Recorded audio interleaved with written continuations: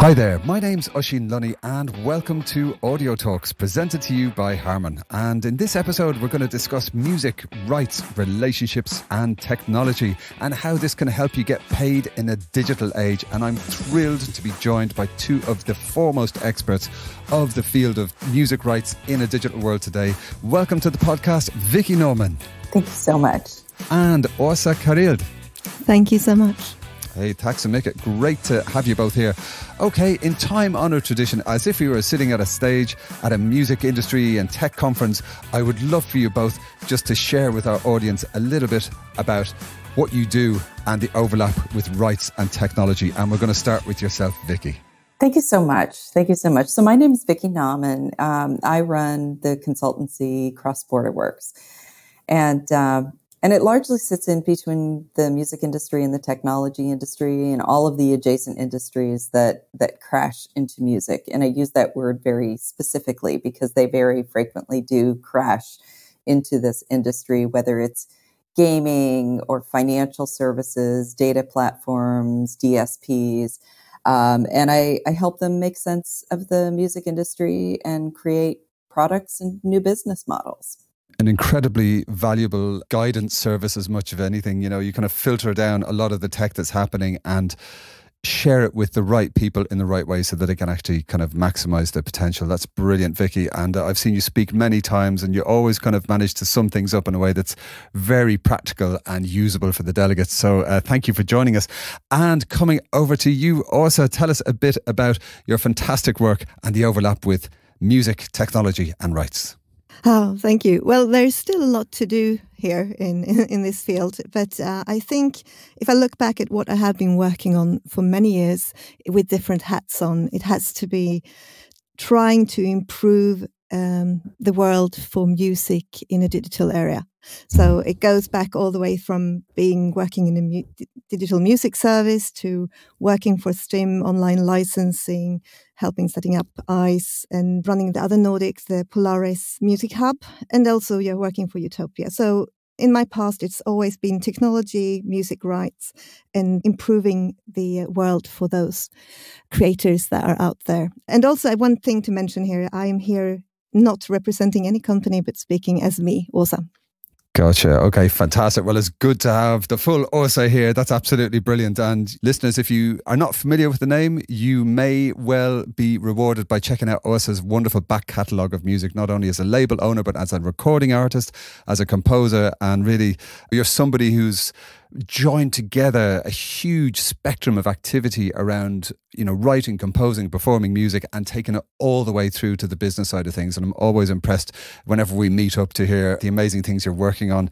So I think it might be helpful for the listeners. We have explored some of these themes in previous episodes of the Audio Talks podcast. We've spoken about opportunities for the creator community. We've spoken about democratizing the music industry, but it'd be great just to have a recap on, you know, what are the main music rights that musicians need to be aware of and our listeners should be aware of. Who'd like to jump in there?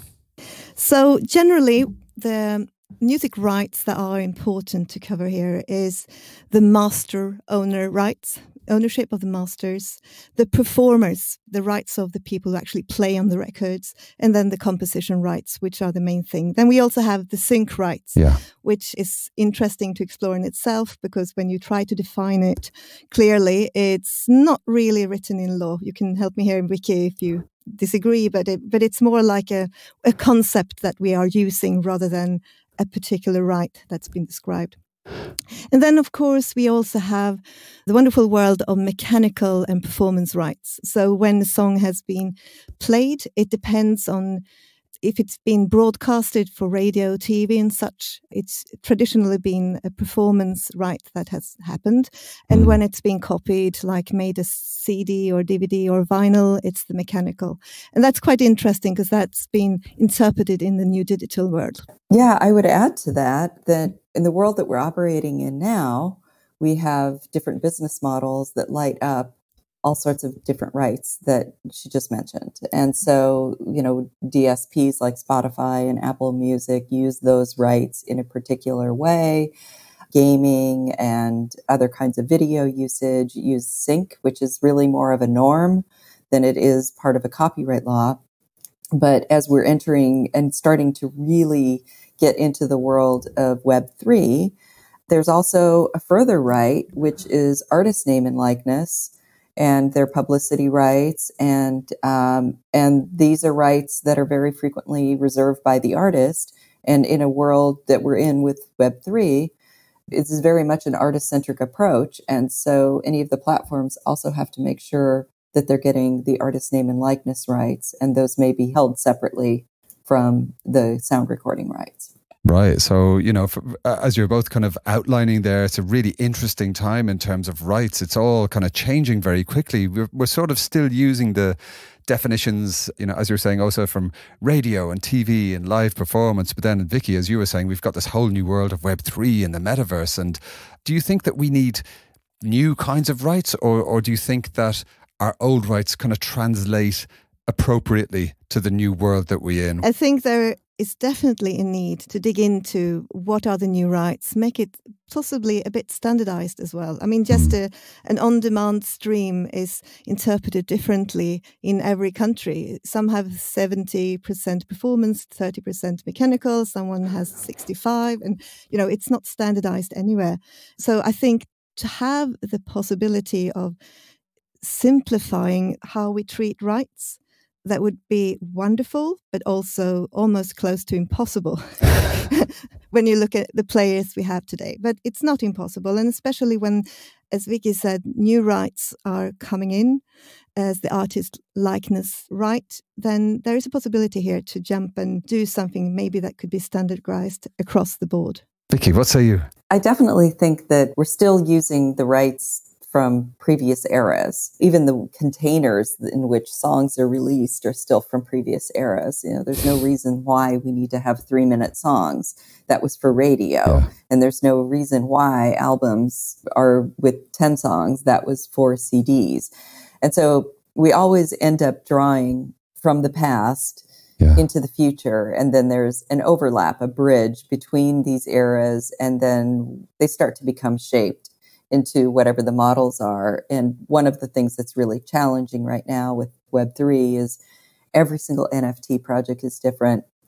The metaverse, a lot of those things really do come down to whether the music is embedded in the experience, and then it's likely a sync, or if it's more music that's running in the background, then it usually isn't a sync, but it has its own norm around it. But especially with NFTs and some of the things around fractionalizing rights and all of these, how does the money flow and what rights are being granted and to whom in a decentralized platform as opposed to a centralized platform, it opens up an enormous number of questions on interpretations. Yeah, totally. We had a previous edition of the podcast where we were delighted to be joined by Imogen Heap and Tim Exile, who are working on an NFT together, and a wonderful music and entertainment lawyer called Cliff Fluet, a great raconteur, shall we say. And, they were really kind of opening up this can of worms of creative rights and what Web3 could mean in terms of musicians collaborating with their listeners in a completely new way. But it does open up a can of worms around, are the old rights appropriate for these completely new decentralized digital assets, as you say there, Vickie? We seem to be in a time of immense change. We have the streaming platforms. We've got more music being uploaded per hour than ever before. There's a huge volume of stuff happening. Do you think that the major players in the industry are moving with the speed of change that's happening kind of on the ground? You mentioned there that the likeness rights haven't really been captured by the major labels, and so this is something that's probably beneficial for the artist. Are you seeing any movement in terms of the major players and adopting new technology, or is it more kind of startups and disruptive companies who are carving up this new world of rights in the digital era? It's definitely being led by artists and by startups and technologists. And I've heard all sorts of crazy things from some of the startups, including one when I looked at what they were building and I said, okay, let me just pause you right now and explain that, the things that you're assuming about what the artist is bringing to the table are wrong, because the artist, especially if you're working with a signed artist, they actually don't probably have the authority to grant you their own sound recording rights, and they're probably not going to go and gather the 10 publishers and normalize all of their expectations against this exploitation, and that the liability will be on your platform for any of those rights that are not cleared. And their response was, well, we've looked at that and we think we're operating outside of the copyright system. Good luck. So I said, well, tell it to the judge. I think you'll find your partners think that you're operating squarely inside the copyright system. So I probably am not going to be able to help you right now, but good luck with that. But it is an immense problem when you have really great ideas coming up with new tech companies who wants to do something, and then they run into the wall of copyright and rights, and not having the resources to make global licenses and attain all those rights. Even if the idea is fantastic, there's a blocker there for them to actually do it. Yeah, absolutely. And so then the music industry becomes another pariah, and rights become a pariah. And what I try to do with companies, whether they're in gaming or metaverse or building an NFT platform, or even they're just looking at lighting up, they see a narrow window and it's squarely in Web 2, is I always really talk to them about successes that I have had where companies, gaming companies, AI companies, startups that I've worked with have had successful exits. And they've had exits without the parent company being sued. And that if you build a solution for music and you don't sort out the rights, the asking for forgiveness is very different than asking forgiveness if you miss an anniversary with your partner. Asking for forgiveness in the music industry is very, very expensive. Oh, yeah. You pay for everything in the past at a premium, everything going forward at a premium, and no one really wants to work with you anymore. Yeah. Versus get things right from the start.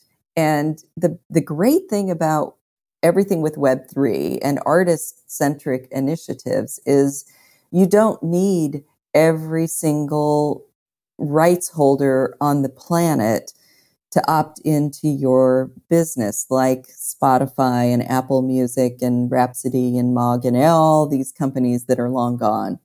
They were in the absolute worst position of being able to experiment or do anything with music rights. But in the world that we're entering, if you need just a handful of artists who are going to use your technology, then you have a great opportunity to find artists and partners who buy into your vision and who want to leverage your technology. And if there's an artist or a label or a publisher who doesn't want your vision to come to life, move on and find someone else who does. And there's a fundamental shift that's happening around this.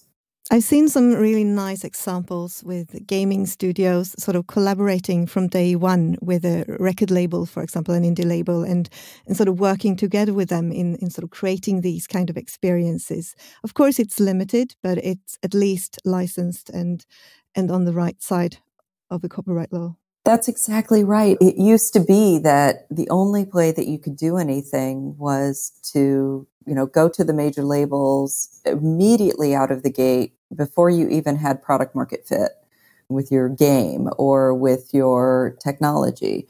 But there's great music with independent labels. I work with a lot of gaming companies, including Beat Saber, which is now owned by Oculus. And we started out with Monster Cat, and we started out with one of the founders, Yaroslav, is a composer, and a lot of the original music that's in the game, he and his friends composed. And as we got more traction, we were able to get more and more music into the game. And it becomes something that if you get this right with a smaller artist or smaller independent labels and smaller publishers at the beginning, you create a discipline for your company that's really, really important around tracking and reporting and being able to have money flow and pay your partners, that you're exponentially better set up once the time comes to engage with a major rights holder, if you've gotten those pieces into place and you have an operational system that you can present to them. Your quote about some companies asking for forgiveness rather than permission, I mean, it's not uncommon in the world of technology, but, you know, the whole point of the music industry in terms of equitable remuneration is the effective management of rights for the composers, for the performers. It's really the crux of how the whole thing ticks over. And when you get it wrong, I mean, there's a great example of The Verve with that song Bittersweet Symphony. They just took a chunk of an old Rolling Stones instrumental and they didn't see any royalties from it, I believe, for like 22 years. And then eventually Mick Jagger, in an act of benevolence, decided to let them have some royalties from the song. But if you cheese off the wrong person, you can absolutely see all of your revenue just evaporate in a lawsuit. It's very highly possible. But Vickie, you mentioned there that it feels like there's a new generation of folks coming into this world. They're sort of bypassing some of the old structures because, you know, Web3, blockchain, NFTs, this opens up new creative possibilities. And I get the impression that the younger generation of musicians are very much more open to this stuff, where, you know, folks who've maybe grown up in the previous physical media age are not quite as agile. I mean, I'd be curious to get your take on this, you know, about the new generation, the Gen Zs, how they are embracing new ways of decentralized rights management. And, you know, maybe is there something that the more senior generations might learn from them? What say you?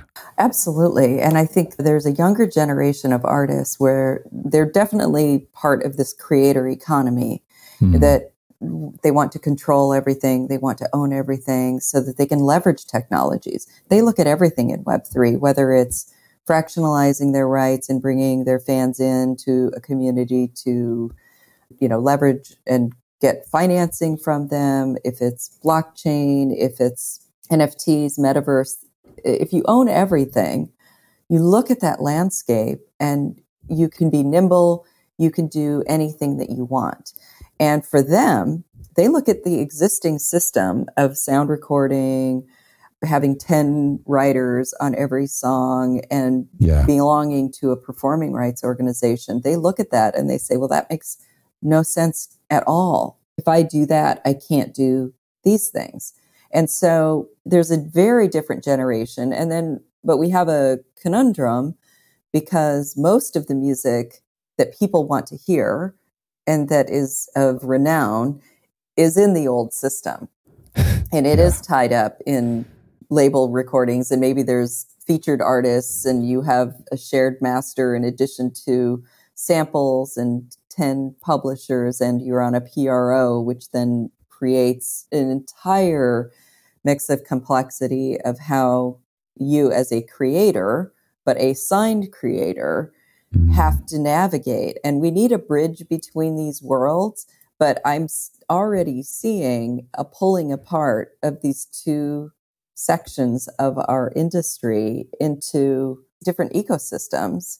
And if you're a young artist coming up into Web3, you will eventually, if you want your music in Spotify, you're going to have to embrace some of these things. But there's definitely a major, major shift occurring. I have to say something in regards of putting my society hat on here that I have had for many years. Remembering starting at STEAM 2012, I think. The first thing I did was like, so how can we get more flexible in regards of getting music licensed in games? We still haven't really solved that from society's perspective fully. But I think one thing that would be really important is that societies are flexible and embrace the new needs of the era, because there is strength in the collecting society, especially against big major studios, and keeping as much as possible to go together and not stand by yourself in regards of negotiating your rights. It's an amazing strength. And I think there is a lot of will in society world to do these changes, and you see it everywhere. I think the Corona era is a great example where you have seen societies, working much quicker than before in setting up new sort of licenses for online performances, and things that usually would have taken years. It suddenly happened because it had to. I think that's an excellent point about, the collective power of all of these entities, because it's a trade-off, right? If you're a young artist and you own everything, and you're using technologies to leverage your fan base, that's great right now because it's a very, very experimental time. But I think over the next couple of years, we're going to start to see sustainable, viable business models occurring. And then you think, okay, we're beyond the experimental phase, maybe in a year, 2 years, 3 years. Once it gets real and there's real money at stake and you need to start engaging in negotiating, it's not just about leveraging creator tools. Now the platform is going to propose, a certain revenue structure. How are those little artists going to fare in a negotiation with a huge technology platform? And that's where there is advantage to being a part of this, what, as I put in air quotes, the old system, our existing norms of sound recording, labels, publishers, and performing rights organizations, and that you do have collective power if you actually are negotiating and you're not just an individual using creator tools. Yeah, completely. I remember, Osa, we bumped into each other in London many moons ago, and you were actually on a trip to represent the rights of Swedish composers and the Swedish Collecting Society, and you were sort of negotiating, shall we say, with the big tech companies. So something I think that both of you do brilliantly is you understand technology, how it overlaps with rights, but you know how the rights of music composers and performers work, and particularly with your work with STIM, Osa, you protect those rights, you fight for them, and you're fighting against some of the biggest companies in the world. Maybe fighting against is the wrong word. You're negotiating, you're doing deals with the biggest companies in the world. It's deals, it's relationship building, right? Relationship building, right. It can sometimes become very fierce. Yeah, totally. Things can get real, absolutely. Broadening the scope a little bit here, I've always fascinated to read what's happening at Hipgnosis Song Management. So that dude, Mark Mercure, is a very interesting person. Obviously super passionate about music, super passionate about working with iconic acts of 20th and 21st century music. And he recently added Justin Timberlake to the roster over there. They're backed to the tune of $1 billion by private investment firm Blackstone. So the smart money can see that music rights are incredibly valuable. And Hipgnosis do you think it's kind of bypassing the quote unquote old systems, or is it optimizing it? Where do kind of new disruptive players like Hipgnosis fit into this new world where we have digital ecosystems, we have the quote unquote old school, rights agencies, the major labels, the publishers? I'm curious to get your take on what we think this means. Well, I definitely think that Merck and Hipgnosis have been very, very disruptive in terms of rights changing hands. And it's not just the traditional rights that oftentimes, you sell the publisher share, but the writer keeps the writer's share. And so what Hipgnosis is doing is amassing an enormous number of compositions and some of the most iconic songs on the platform. Some of the multiples that are being paid are extraordinary. And so, in the back of my mind, I always think from a financial standpoint, whenever I see people paying huge multiples for assets of any kind, whether it's startups and technology companies, like when Facebook bought Oculus, a lot of people were like, wow, why did they do that? And then Facebook bought Instagram and then WhatsApp, and people were scratching their heads saying, why are they doing all of this? These are things that don't make sense from a financial standpoint, because they had a big plan. And so with Hipgnosis, I always think about, what is that big plan? Is it going to end up being sold to a technology company that can then leverage all of those rights and just, completely detach itself from the traditional industry? Is it going to be sold back to, a major label and major publisher? Is it going to be a private equity play? And I don't think that's completely clear yet, but I think that it's Merck who loves music and who's so passionate about music. But if you take Merck out of it and you just look very analytically at the set of rights, it's really valuable. And I cannot imagine that that is not going to get sold at a premium at a future date, perhaps sooner than we might think, to someone else who's interested in being a disruptor in the industry in some capacity, or a major rights holder that's saying, we are not going to let this disrupt the industry. We're going to bring it back into our fold. Yeah. But it's, overall, the interest in investing in music rights, it feels like it's everywhere at the moment. We have it all the way from the companies like Co-Write, who lets fans invest in future earnings from some of the artists. We got Tangy Markets. So it's a big shift, I think, in regards of, in a way, getting almost new money into the system that wasn't there before. And if this money can be used for enabling creators in a better way, or making this world better and improving it for the creators, then it's an interesting trend to see what's going on now, because there's so many companies, digging into this. It's such a good point about it. Is it empowering? Because a lot of younger artists are looking at the finance, and we have legacy artists who those songs are like their children. It's their life and their life stories that are woven into the songs, and iconic music that has come out of the civil rights movement and eras of great social importance.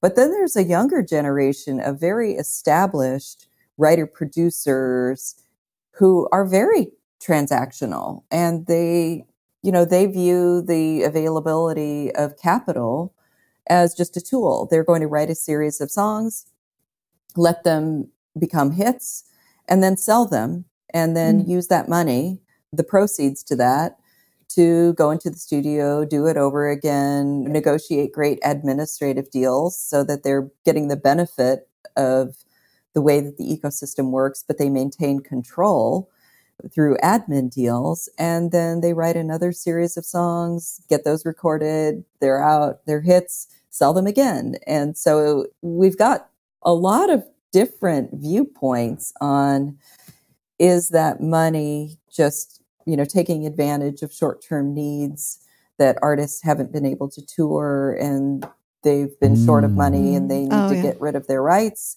to it's completely empowering. And I like to think that, in my view, I think the artists have a lot more power to make those choices now than they ever have before, because of the availability of capital, but they need smart people to help them make the right choices. 100%. That's great. That's quite an optimistic note to kind of start wrapping up on. Thank you for that. So I wonder if there was one tip that you would share with our listeners who are maybe musicians, producers, performers. I suspect everyone knows that owning your own rights and, working with the right performing rights organization or partnering with the right tech companies, it's super important, because that is your future income. Or it can be, as you're saying there, Vickie, it can be kind of like a lump sum. You can kind of cash in sooner and fund the next stage of your career. If there was one thing you could recommend to anybody listening in terms of being on top of their rights or managing their rights properly, what would it be? And we're going to start with yourself, Vickie. I think you have to really look at yourself in the mirror and say, where am I in my career and what do I want? And if you're really early in your career, it might be the best thing to house your publishing rights at Songtrust and release your music through CD Baby, and be really nimble and get into Web3 and experiment there. Have your PRO collecting for you and make sure that your music is distributed in all of the existing platforms. But even in that scenario, you need to register everything. You need to have the right metadata. You need to register, and you need to probably have a team. And I think that this true DIY, where you are really doing things yourself, it's almost a myth. And so think about, who are the people around you that you need? Maybe they're collaborators. Maybe it's a part-time manager. Maybe it's someone who works with you around these new tech initiatives, helping you to evaluate the platforms. But you need a team. And you need to have headspace and time to hone your musical craft, but you need to leverage really, really great platforms for your sound recording, mechanical rights, and your performance rights, and then experiment and enjoy the time period that we have right now, but collect everywhere that you possibly can. Okay, ABC, always be collecting. I love it. And over to yourself, Åsa, what say you? I agree with what Vickie says. And I was thinking about this a little bit before, and it's such a challenge to do all the things that we would recommend. You should be entrepreneurial. You should be, for a pure do-it-yourself person, you should make sure that the ISRCs, the links for the master recordings are linked to the works when it's registered and checked with peer. This is so hard. I would assume that the most amazing musicians are sitting in a cellar somewhere and you will never hear them, because you can't be everything. And in that sense, there is always this trade-off. Will you have help and sort of work together with people and give up some of your future revenues, or can you actually get to work with them and keep all the revenues? But I would assume to take help and carefully address the sort of leverage between having the headspace, having the possibility of focusing on what you do well, if that is being a musician, or maybe you are this entrepreneurial person and maybe you can help other musicians as well, if you're into that. But then as well, I mean, it's an amazing world in regards to the new experiences when it comes to gaming and music and what you can do, NFTs that you could create that didn't really exist back in the days, and play around, find new ways. Everything isn't invented yet. It's still possible to, you can do something new and connect it with your music. And then also, as you both mentioned, music can be anything. It doesn't have to be the 3-minute song. It doesn't have to be the albums. I've met several musicians that are doing these short clip, just like a chorus thing, but they do it really well, and they make stems for them so people can play around with it and do new kind of experiences. So, make sure you can stay creative, always be registered, as you both mentioned, but also make sure you can focus on what you're good at and bring help in. Oh, fantastic. That was such golden advice there from both of you.